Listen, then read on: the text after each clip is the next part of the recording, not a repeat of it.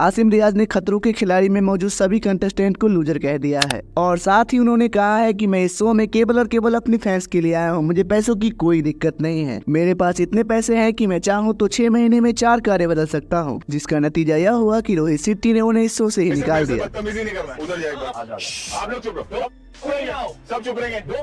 You just got famous.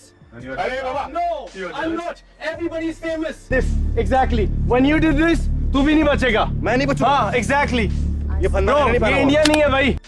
But show से निकलने के बाद उन्होंने फिर से ऐसी पोस्ट शेयर करी है जिसके कारण उन्हें आगे भी परेशानी का सामना करना पड़ सकता है। दरअसल इस कंट्रोवर्सी की शुरुआत रोहित शेट्टी द्वारा खतरों के खिलाड़ी शो में दी गई एक टास्क से शुरू हुई थी, जहां आसिम रियाज को आशीष मेहरा और नियति फतनानी के साथ एक लटकते हुए तख्ते पर खड़े होकर कई सारे झंडे इकट्ठे करने थे और इन तीनों कंटेस्टेंट में से जो भी 2 कंटेस्टेंट सबसे कम समय में सबसे ज्यादा झंडे कलेक्ट कर लेंगे वो एलिमिनेट होने से बच जाएंगे। तो फिर होता यूँ है कि आशीष और नियति फतनानी एक टास्क को सक्सेसफुली पूरा कर लेते हैं, जबकि आसिम रियाज से यह टास्क पूरा नहीं होता है। आसिम रियाज इस टास्क में फेल होने के बाद शो के टीम पर आरोप लगाते हुए कहते हैं कि इस टास्क को पूरा करना असंभव है, कोई भी इस टास्क को पूरा नहीं कर सकता है। शो की टीम में कोई भी लोग इस टास्क को पूरा कर लेगा तो मैं उससे 1 भी रुपए नहीं लूंगा। अगर कोई करना चाहता है तो करके दिखाए। तब रोहित शेट्टी आसिम रियाज को अपने पास बुलाते हैं और शो के टीम द्वारा पहले से की गई परफॉर्मेंस का वीडियो उन्हें दिखाते हैं। तब आसिम रियाज कहते हैं कि अब मुझे कोई प्रॉब्लम नहीं है। तब रोहित शेट्टी गुस्से में आकर कहते हैं कि सुन, तूने कल भी बदतमीजी करी थी, अगर तूने फिर से बदतमीजी की ना तो मैं तुम्हें उठाकर पटक दूंगा। कल भी तूने बहुत बकवास की। पर सर आपके सुन, 1 मिनट मेरी बात सुन ले वरना मैं उठक के यहीं पटक दूंगा। ऐसे मेरे से बदतमीजी नहीं करना। उधर